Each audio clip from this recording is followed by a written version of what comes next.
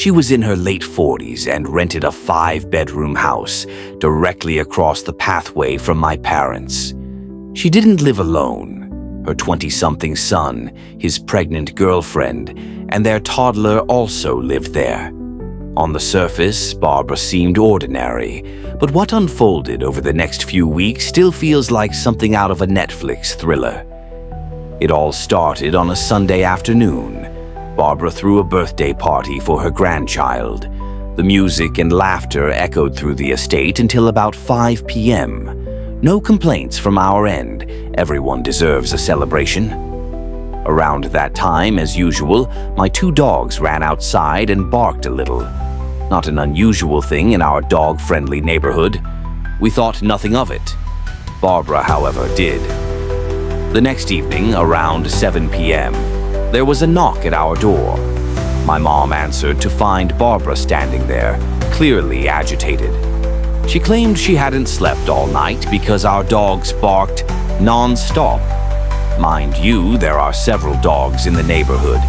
Still, we were polite and agreed to keep our dogs quieter. But that was only the beginning. Over the following week, Barbara became unhinged. She'd yell over the fence at us for even talking outside. If the dogs barked once, she'd scream things like, "Shut your dogs up!" Or worse, "Would you be fucking quiet?" Then came the final straw. One evening, she screamed over the fence, "I'm going to come over and kill those dogs if you don't shut them up." We were shocked and scared, but it didn't end there. One of my colleagues happened to see a post from Barbara in a local mom's Facebook group. She was publicly slandering my mom, saying she was rude and disrespectful during their conversation. I made the mistake of commenting, defending my mother. Barbara responded, "Thanks, OP. Now I have your mom's full name." And just like that, it turned into psychological warfare. She began messaging me and my mom constantly, harassing us over every little sound.